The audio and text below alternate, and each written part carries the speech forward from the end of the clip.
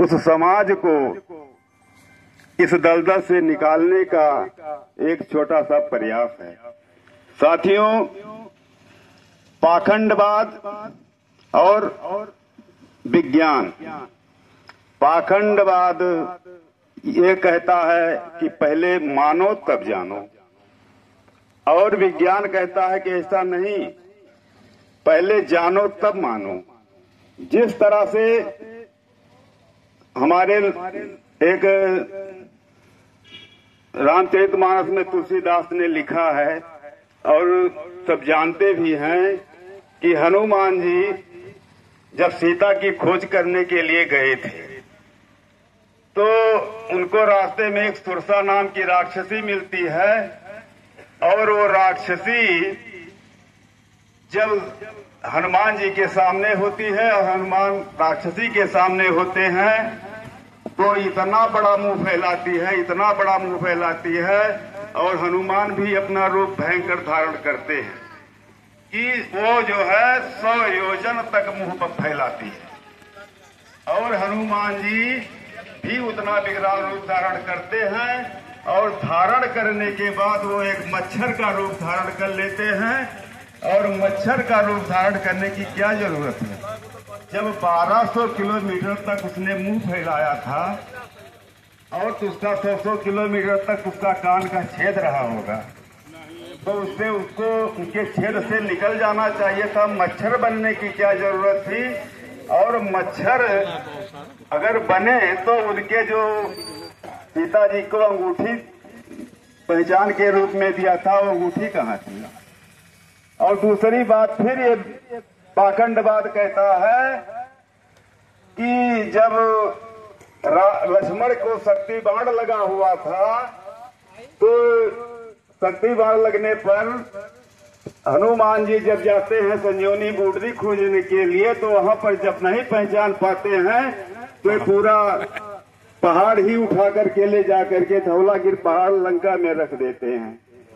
तो साथियों, जब धौलागिर पहाड़ को उठा करके एक आदमी लंका में ले जाकर के रख सकता है तो समुद्र में पुल बांधने की क्या जरूरत थी? 100-200 गांव उठा करके ले जाता, उठा सकता है तो पूरी सेना को ही वो लंका में ले जाकर के भेज सकता था। तो साथियों, हमारे कहने का उद्देश्य ये है कि पाखंडवाद जो है हमें मानने के लिए मजबूर करता है, और विज्ञान कहता है कि जब तक ये आपको सच्चाई ना मालूम हो उसको आप मत मानिए। तो उसी के एक चालाक आदमी, हमारे बीच का एक चालाक आदमी पत्थर की मूर्ति में प्राण डालने का ढोंग रचता है, और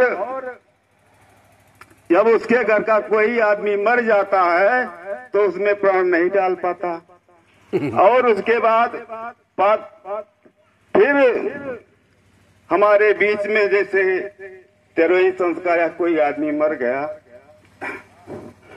तो वो क्या करता है कि उसमें स्वर्ग के नाम पर, बेचने के नाम पर जमीन दान कराता है, बाग दान कराता है, वस्त्र दान कराता है, अन्न दान कराता है, बस और बर्तन जो है दान कराता है। लेकिन इतना ही भेज करके हमारे ही साथ मरे घरे हुए बीच में न रहे हुए आदमी को स्वर्ग में व्यवस्था करवा देता है। लेकिन वहीं पर संसद की सीट, विधानसभा की सीट, विधान परिषद की सीट, राज्यसभा की सीट अपने लोगों के लिए वो जो है पक्की करता है। जब अपने लोगों के लिए वो वहां की सीट पक्की करता है, नहीं मानता है, तो इतने सस्ते में वो स्वर्ग के लिए, स्वर्ग की सीट हमारे लिए क्यों जो है वो पक्की करेगा? तो साथियों, यहाँ पर हमें आप लोगों को विचार करना होगा, और जब तक हम इस पर नहीं विचार करेंगे तब तक जो है हमारा कल्याण नहीं हो सकता है। और जो पाखंडवादी व्यवस्था है इसमें दो विचारधारा है। एक गीता कहती है कि आदमी मरने के बाद शरीर धारण करता है, और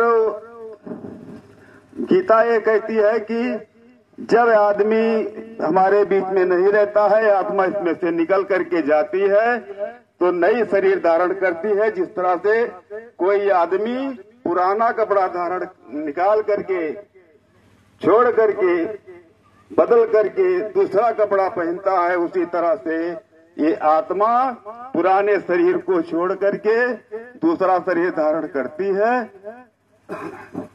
और जब दूसरा शरीर धारण करती है तो गीता ते बताती है, वही मनुस्मृति बताती है कि ऐसा नहीं, जब ये आदमी मरता है तो इसके न रहने के बाद या तो स्वर्ग में जाता है या तो नर्क में जाता है।